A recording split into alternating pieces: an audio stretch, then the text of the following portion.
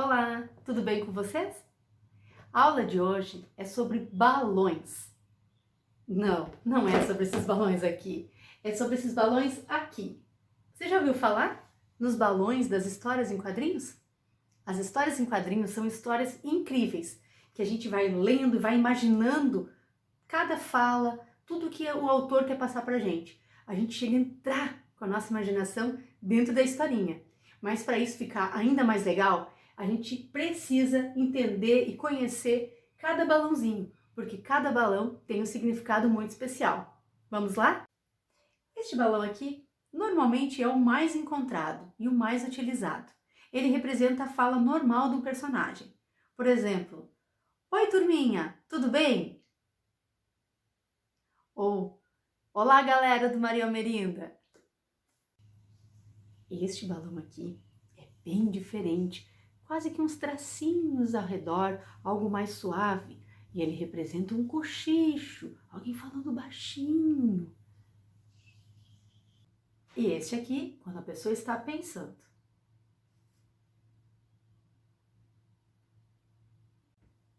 Já este representa quando uma pessoa, um personagem, tem uma super ideia.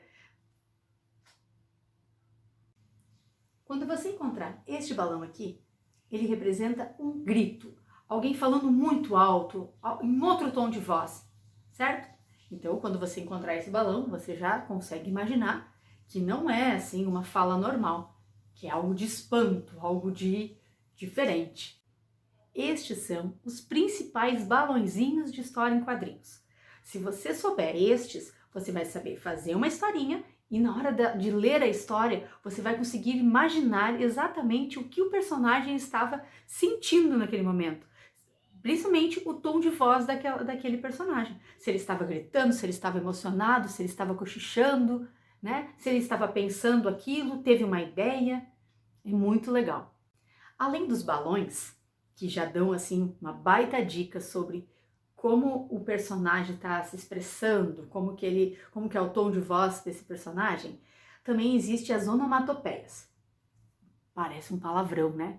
Não é centopeia, é parecido, mas não é centopeia não, é onomatopeia. Sabe o que significa? É o jeito que a gente escreve os sons.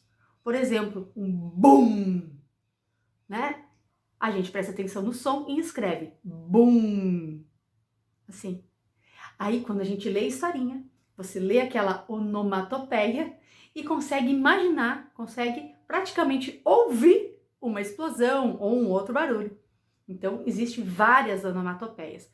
Por exemplo, crack. Crack a gente usa quando quebrou alguma coisa, rachou, né? Se rachou um ovo, crack. E muitas outras.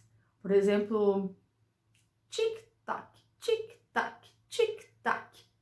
É a onomatopeia que representa o barulho de um relógio. Existem muitas. Querem ver?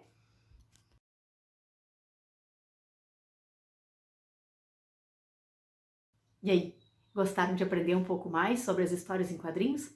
De como elas são criadas e como a gente pode interpretar e praticamente adivinhar o tom de voz e as emoções dos personagens das histórias em quadrinhos? Vou contar um segredo para vocês. Quando eu tinha mais ou menos a idade de vocês, a minha primeira experiência com leitura, depois que eu aprendi a ler, eram as histórias em quadrinhos. Eu adorava. Eu era muito fã da Turma da Mônica. Depois fui conhecendo outros e aprendi também a gostar de outros livros. Mas essa foi minha primeira paixão por livros e por leitura foi essa.